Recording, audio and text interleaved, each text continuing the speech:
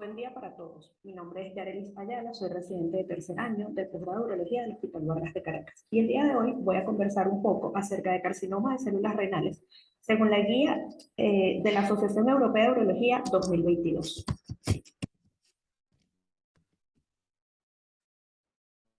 Vamos a hablar un poco acerca de la epidemiología y etiología de esta enfermedad, el diagnóstico histológico, la clasificación, evaluación y diagnóstico, el estadiaje TNM y por grupos, los exámenes y estudios que se realizan para el diagnóstico del carcinoma de células renales, la clasificación Bosniak, la realización de biopsia renal y hablaremos además un poco de los factores pronósticos y los modelos pronósticos que existen, además del manejo de la enfermedad localizada y localmente avanzada.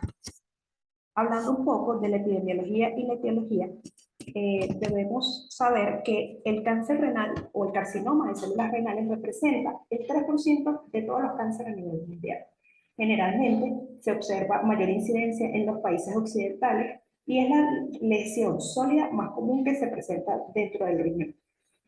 El 90% de los tumores malignos que se encuentran en el riñón corresponde a carcinoma de células renales y existe un ligero predominio de 1.5 a 1 en la relación con los factores de riesgo asociados generalmente al estilo de vida que predisponen a tener carcinoma de células renales, el índice de masa corporal, la hipertensión, el cigarrillo, la diabetes mellitus y un factor de riesgo netamente asociado a la genética es uso en el familiar de primer grado con carcinoma de células renales. Se debe saber que la mitad de los pacientes que tienen diagnóstico de carcinoma de células renales son fumadores. Por lo cual, la Asociación Europea de Urología, en su guía 2022, recomienda incrementar la actividad física, reducir el índice de masa corporal y eliminar el cigarrillo, para a su vez disminuir el riesgo de padecer de carcinoma de células renales. Hablando un poco de la clasificación de los carcinomas renales, vamos a hablar de la histología primeramente, recordando que el carcinoma de células claras es el más común de todos. Está bien delimitado, es una lesión que podemos observar que no tiene cápsula, generalmente tiene áreas de necrosis, es dorado y se ven algunas zonas con hemorragia. Generalmente se debe a la pérdida del cromosoma 3P y a la mutación del gen FOXP2. Generalmente este tipo de lesiones se asocian a proliferación de células del túbulo proximal.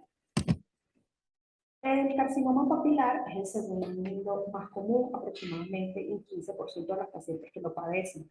Podemos o conocemos que existe un carcinoma papilar tipo 1 y un tipo 2. El tipo 1 generalmente tiene un crecimiento extrarrenal, generalmente tiene un bajo potencial maligno y las células son con núcleos ovales pequeños y uniformes en una sola capa que se ubica en un solo estrato. En cambio, el tipo 2, los núcleos son más grandes, tienen mayor índice nuclear, mayor atipia y se ubican en capas pseudoestratificadas. También pertenecen a lesiones de células del túbulo renal. El carcinoma cromófobo es una masa pálida, marrón, que generalmente se evidencia macroscópicamente como una lesión homogénea y un poco dura o resistente. No tiene cápsula y está bien delimitada. Se evidencia que las células, comparadas con sus con los subtipos anteriores, son de mayor tamaño, tienen aspecto cuadrado, tienen buena delimitación entre las membranas citoplasmáticas y el núcleo, y se puede ver que el núcleo generalmente el citoplasma es pálido porque tiene presencia de vesículas. Estas lesiones generalmente se asocian a proliferación de células del túbulo conductor.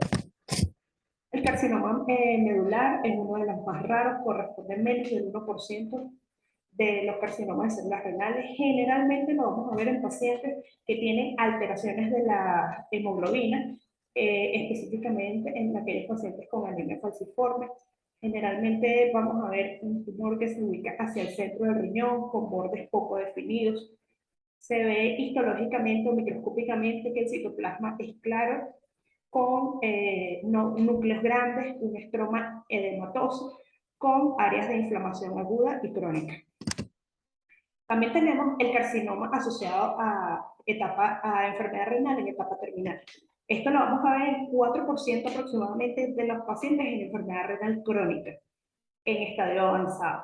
Y estos pacientes tienen un riesgo, o los pacientes en hemodiálisis o enfermedad renal crónica terminal, tienen un riesgo de 10 veces mayor sufrir de estos cánceres con respecto a la población en general. Son tumores multicéntricos, generalmente son bilaterales y lo vamos a ver en pacientes jóvenes, en su mayoría hombres, pero son tumores menos agresivos.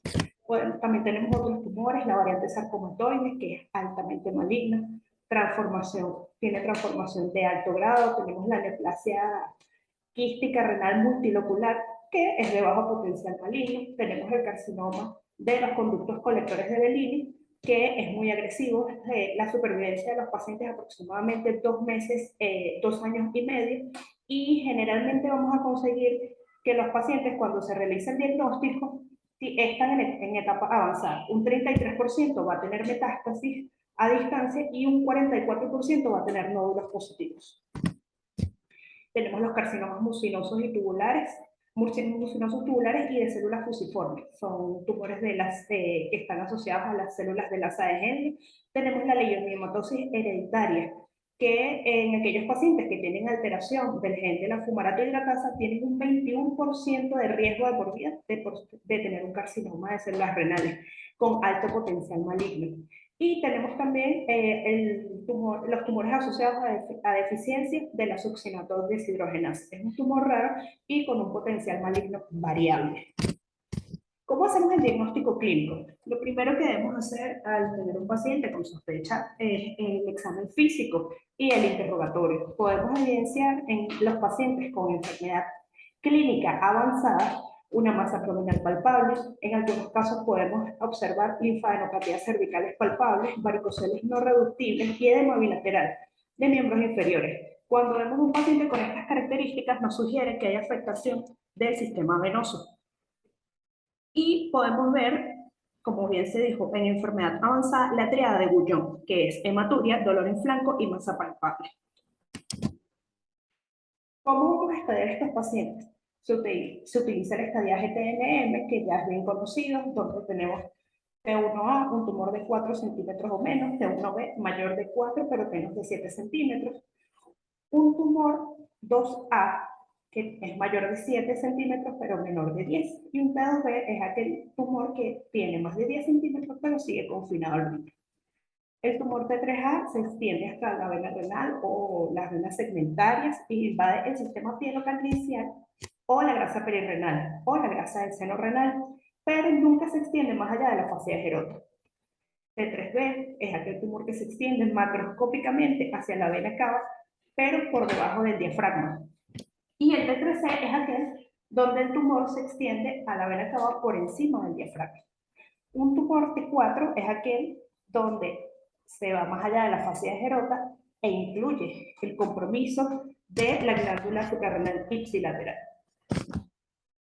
N0, pacientes que no tienen metástasis linfáticas regionales, y N1, metástasis linfática regional. M0 sin metástasis a distancia y M1 con metástasis a otros órganos. Vamos a hablar hoy, o como les comenté, acerca del estadio 1, estadio 2 y estadio 3. Una forma de clasificar y estudiar a los pacientes es la clasificación anatómica. Tenemos entre ellas el Renal Score y el Score de Padua. El Renal Score es una clasificación que se emplea para visualizar o clasificar la facilidad con la que se pudiese realizar una nefrectomía parcial. Esta se divide en 1, 2 y 3 puntos y tiene varios parámetros a tomar en cuenta. El primero es el radio, que es el máximo diámetro en centímetros. Si este es menor de 4 se le da un punto, pero si es mayor de 7 se le da 3 puntos. Si el tumor es endofítico o exofítico, si es mayor del 50% exofítico, se le da un punto. Si es netamente endofítico, se le da 3 puntos. La cercanía del tumor con los sistemas colectores. Esta medición debe realizarse en milímetros. Si esta cercanía es mayor a 7 milímetros, se le da un punto, pero si es menor de 4 milímetros, se le da 3 puntos. la ubicación de anterior y posterior, que no abarca o no, no incluye ningún número, y si se le puede dar la A, la P o la X si está entre los dos. La localización entre las líneas polares, que nos va a hablar si un punto, si el tumor está netamente superior en la línea polar superior o en la línea polar inferior, pero si más del 50% de la masa está entre las dos líneas polares, se les da un valor de 3 puntos. Los grados de complejidad se clasifican hasta 6 puntos, la de complejidad de 7 a 9, moderada complejidad, y de 10 a 12, alta complejidad. En el score de Power se toman en cuenta las mismas características antes mencionadas, pero también se toma en cuenta la ubicación de la lesión, si es medial o lateral. Si la lesión se encuentra lateral al riñón o al sistema colector, va a tener un punto, pero si se encuentra medial al mismo, va a tener un valor de 2 puntos. El sistema de gradación o de numeración es exactamente el mismo, hasta 6 puntos, de baja complejidad, de 7 a 9, de moderada complejidad, y de 10 a 12, una complejidad elevada. Otro de los exámenes que se deben tomar en cuenta, o de la evaluación que se debe tomar en cuenta para los pacientes con carcinoma de célula renal, son los exámenes de laboratorio. Importante tener la creatinina sérica, la tasa de filtración glomerular, los valores de hemoglobina y función hepática, los valores de calcio sérico, la citología urinaria en caso de aquellos pacientes que tengan lesiones intraparenquimatosas que impresionen comprometer el sistema colector, y la gamografía renal, que nos va a aportar información de la funcionalidad individual de los riñones. ¿Cómo hacemos el diagnóstico por imagen? ¿O qué empleamos? Generalmente se emplea, o sabemos del uso de la tomografía computarizada, que nos va a hablar de la función y morfología del riñón sano o contralateral, la extensión y ubicación del tumor primario, si hay compromiso venoso o no, si hay compromiso, si hay presencia de ganglios locorregionales aumentados de tamaño, y la condición de los otros órganos, incluidas las glándulas suprarrenales. Es importante que existe la clasificación Bosniak, que es para evaluar quistes, y estos se realizan generalmente, se evalúan con tomografía o resonancia magnética nuclear con contraste. Y debemos conocerles, ya que existen muchas masas que son benignas y las cuales debemos clasificar para saber qué se va a hacer con ellas. En la categoría 1 tenemos un quiste benigno con paredes delgadas que se definen finas como un cabello, sin septo, sin área sólida, y que no realza con la administración de medio de contraste.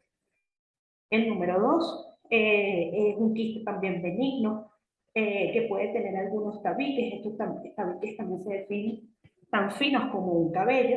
Las calcificaciones pueden ser delgadas, que pueden estar presentes en la pared o en los tabiques. Las lesiones son de menos de 3 centímetros de diámetro, y los márgenes no captan contraste. Son lesiones generalmente benignas. Sin embargo, tenemos una subclasificación del 2, que es el 2F. Es una lesión que tiene tabiques delgados, que hay realce mínimo o un pequeño engrosamiento de uno de los tabiques o de la pared del quiste. Y esta, a su vez, puede tener calcificaciones. Estas calcificaciones no realzan contraste, y generalmente están bien delimitadas, pero debemos tomar en cuenta que estos pacientes hay que seguirlos por 5 años, ya que un porcentaje de estos quistes 2F pueden malignizar. Las masas número 3, o la clasificación 3, corresponde a aquellas masas que tienen paredes irregulares, son engrosadas, tienen tabiques o septos y realzan a la administración del contraste. Estos pacientes se les debería realizar cirugía o vigilancia activa, ya que el 50% de estas lesiones malignizan. Y las lesiones grado 4 son aquellas que son realce de los tejidos blandos, que contiene septos y contiene parte sólida. Y el 90% de estas lesiones son malignas, por las cuales deben ser llevadas a cirugía. La imagen que se emplea de forma muy importante es la resonancia magnética con contraste. Ella nos habla o nos da mejor información acerca de la extensión del trombo tumoral en la vena cava inferior, sobre todo en las imágenes ponderadas de UT2.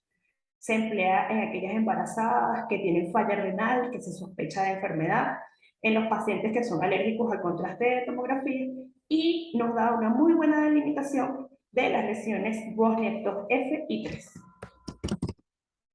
Vamos a hablar un poco ahora de la biopsia renal. La biopsia renal está indicada en aquellos pacientes que queremos saber el diagnóstico histológico de las masas en las que no conocemos o no hemos sido capaces de establecer un diagnóstico a través de los estudios de imagen. Aquellos pacientes que tienen masas pequeñas, que son candidatos a vigilancia activa, también les puede servir o también les sirve la realización de una biopsia renal. A los pacientes que van a ser sometidos a tratamiento ablativo, también se benefician de la biopsia renal. Y en aquellos pacientes metastásicos que no son candidatos a cirugía, pero que sirven para establecer diagnóstico y tratamiento. Los pacientes que van a ser sometidos a espera vigilante, cuyo diagnóstico histológico no va a cambiar el curso del manejo del paciente, no se le debe realizar biopsia renal. Y aquellos pacientes que sepamos que vamos a llevar a cirugía porque la lesión es evidentemente maligna, tampoco se benefician de la realización de biopsia renal. No existe un número determinado de cores para la realización de la misma. Las guías indican que se debe realizar el número con el que el cirujano se sienta satisfecho. Generalmente es un procedimiento que se realiza bajo guía tomográfica y debe ser realizado por una persona con experiencia. El procedimiento está reportado como de baja morbilidad. Con respecto al diagnóstico, ¿qué nos dicen las guías este año y qué ha cambiado con respecto a las guías anteriores? Que nos invita o nos aconseja realizar una evaluación genética en aquellos pacientes que son menores de 46 años, que tienen lesiones bilaterales o con múltiples focos, o que tienen familiares en primero o segundo grado o familiares cercanos con variantes histológicas o con características que hacen sospechar de una forma hereditaria de carcinoma de células renales. Y en los pacientes en los que se sospecha que hay un cáncer renal de etiología hereditaria, es importante remitir al oncólogo para evaluación genética. Vamos a hablar un poco ahora de los factores y los modelos pronósticos. Existen múltiples factores pronósticos, entre ellos los podemos dividir en 4: factores anatómicos, factores histológicos, clínicos y moleculares. Entre los anatómicos conseguimos el tamaño de la lesión, si hay compromiso venoso o invasión de la vena, si hay compromiso de la grasa perirenal y sinusal, si hay metástasis a distancia o si hay compromiso de la glándula suprarrenal. Los factores histológicos incluyen el subtipo de carcinoma de célula renal, el grado tumoral, la invasión linfovascular, invasión del sistema colector y necrosis a nivel del tumor. El factor clínico nos habla de los síntomas locales, la presencia de anemia, la presencia de trombocitosis o trombocitopenia y la relación glóbulos blancos neutrófilos que, según múltiples estudios, una relación mayor al 15% se asocia con un peor pronóstico clínico. Los factores moleculares generalmente tenemos varios como la anidrasa carbónica, el factor inducible por hipoxia, el P3, 21, KI67, entre otros. ¿Cuáles son los factores pronósticos histológicos? Vamos a emplear ahora el grado de ISU, que está recomendado por la Asociación Europea de Urología, sustituyendo a la gradación de Furman. Esto nos habla de un ISU grado 1 hasta el grado 4. En el grado 1 vamos a ver que los nucleolos están ausentes o son pequeños a 400 aumentos. En grado 2 el nucleolo va a ser muy evidente o prominente a 400 aumentos. En grado 3 vamos a ver que solo con 100 aumentos el nucleolo es evidente. Y en grado 4 vemos que el tumor es de células gigantes, que hay alteraciones nucleares extremas y que podemos ver en algunos casos cambios rhabdoides o sarcomatoides. Existen varios subtipos de modelos pronósticos, entre ellos tenemos el UISS, que nos habla, se emplea para todos los subtipos de carcinoma de células renales y toma en cuenta el ECOG, el T, el N y el grado. Y vamos a clasificar la enfermedad de bajo riesgo, de riesgo intermedio y de riesgo alto. Todos aquellos pacientes con un ECOG de 0, un T1, N0, M0, cuyo grado celular es 1 o 2, van a ser enfermedades de bajo riesgo. Todos aquellos pacientes T3, grado 2 o grado 4, o un ECOG 1 o un T4, N0, M0, van a ser enfermedades de alto riesgo. Sin embargo, aquellos pacientes T1, N1, M0, G1, 2 son considerados pacientes de enfermedad de riesgo intermedio. Tenemos el modelo de Leibovitz de 2003 que clasifica a los carcinomas de células claras según el T, el N, el tamaño del tumor, el grado y la presencia de necrosis tumoral. Como vemos aquí, si es un T1A, 0 puntos, T1B, 1 punto, así hasta al T3, T4, 4 puntos. Si hay nódulos linfáticos positivos, 2 puntos. Si no hay, 0 puntos. Si el tumor mide 10 centímetros o más, 1 punto. Si mide menos, 0 puntos. Si el grado de ISUP es 1 o 2, no se le suman puntos. Si es grado 3, se le suma 1 punto. Y si es grado 4, suman 3 puntos. Si hay necrosis tumoral, se le suma 1 punto. Y si no hay, 0 puntos. Entonces, de 0 a 2 puntos, una enfermedad de bajo riesgo. De 3 a 5, enfermedad de riesgo intermedio. Y 6 puntos o más, enfermedad de alto riesgo. Existe otra clasificación de Leibovitz que salió publicada en el año 2018, la cual nos menciona factores de progresión y factores de supervivencia a cáncer específica. Esta no nos habla de grados de enfermedad ni probabilidades de riesgo, solo asocia los síntomas, el grado, la necrosis, la presencia de todos estos factores y solo nos habla de progresión o de supervivencia a cáncer específica. Para el carcinoma papilar, en el año 2018, Leibovitz sí presentó una graduación en grupos 1, 2 y 3, aquellos pacientes que no tienen grado 1, aquellos pacientes de bajo riesgo, cuyo grado ISUP es 1 o 2, donde no hay invasión grasa, no hay trombos tumorales. Aquellos pacientes de riesgo intermedio los clasifica como aquellos ISUP 3, que no hay invasión grasa ni trombo tumoral. Y aquellos pacientes ISUP 4 o con invasión grasa o trombo tumoral los clasifica como grupo 3 o de alto riesgo. Para los tumores cromófobos, tenemos aquellos de bajo riesgo que no tienen invasión grasa, no hay diferenciación sarcomatoide ni afección ganglionar. El riesgo intermedio tiene uno de estos factores, que es la invasión grasa. Pero no hay diferenciación sarcomatoide y no hay compromiso ganglionar. El alto riesgo son aquellos que tienen alguno de estos dos factores, diferenciación sarcomatoide o afección ganglionar. ¿Cómo vamos a manejar el carcinoma de células renales? ¿Qué nos dicen las guías de este año? En el manejo de la enfermedad localizada, ellos reportan que la cirugía radical versus la cirugía preservadora de nefronas, en los pacientes T1, el resultado oncológico es igual, si la cirugía es parcial o es radical. La sobrevida general no se ve afectada.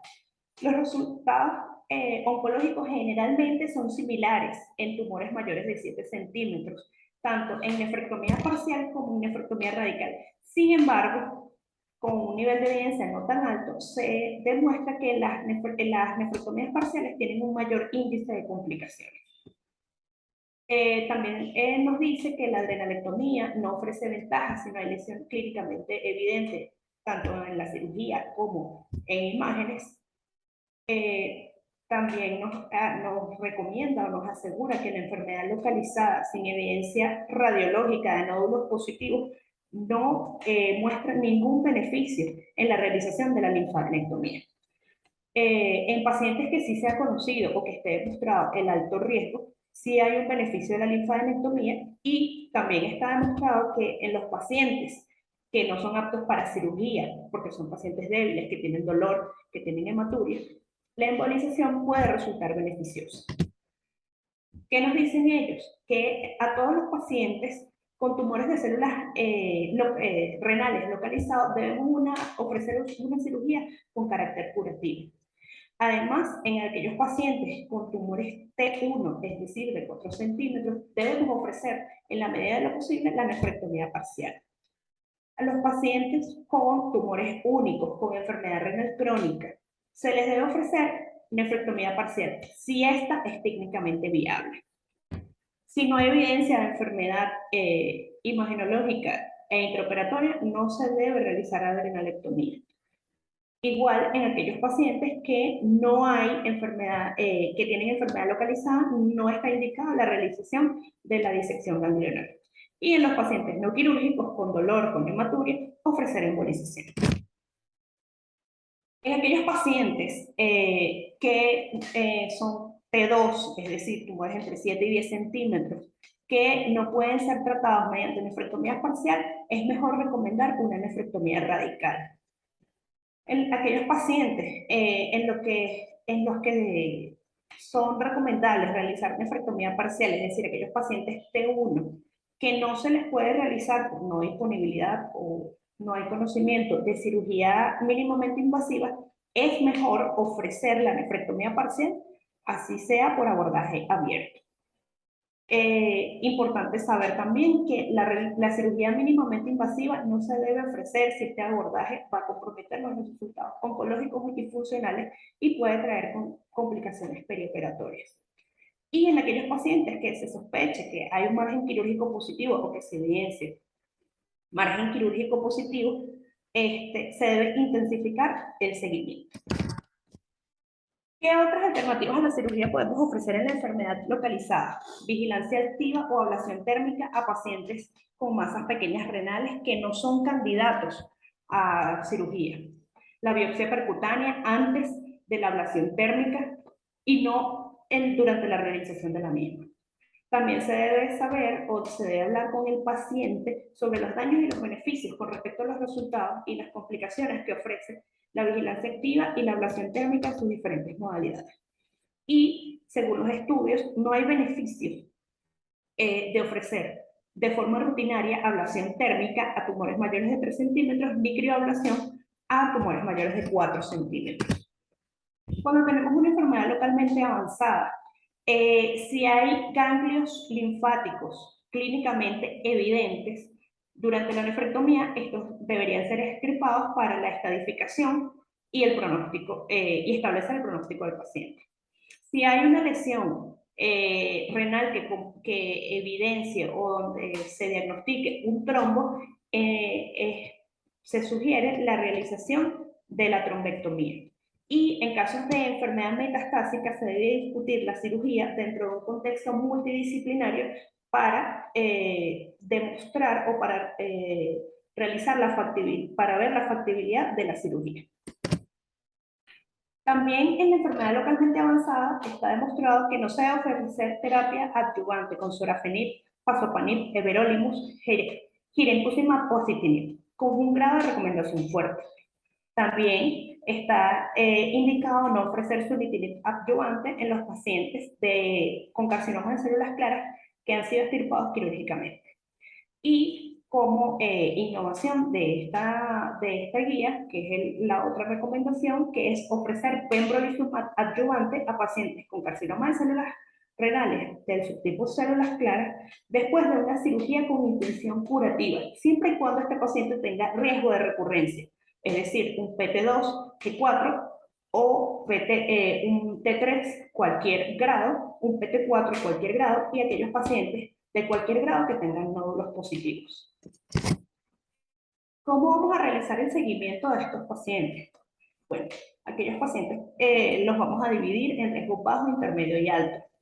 Los pacientes de riesgo alto, la evaluación o el seguimiento debería realizarse a partir de los 3 meses. Es decir, 3, 6, 12, 18 meses, 2 años y 3 años. De esa misma forma. Y cada año, después de los 3 años, cada año hasta los 5 años. Y luego, de los 5 años, cada 2 años. Los pacientes con riesgo intermedio vamos a iniciar cuando? A los 6 meses, la primera tomografía o el primer seguimiento, luego a los 12 meses, posteriormente a los 2 años, posterior a los 3 años, y así hasta cumplir 5 años y luego cada 2 años. Los pacientes con riesgo bajo de recurrencia iniciamos el control a los 6 meses, posteriormente a los 18 meses y posteriormente a los 3 años. y después de 3 años el seguimiento se va a realizar bianual. Bueno, se puede concluir que el carcinoma de células renales es el tercer tipo de cáncer más común. 50% de los casos están asociados al cigarrillo. Todos los pacientes que padecen esta enfermedad deben ser estudiados por tomografía contrastada o resonancia magnética nuclear contrastada.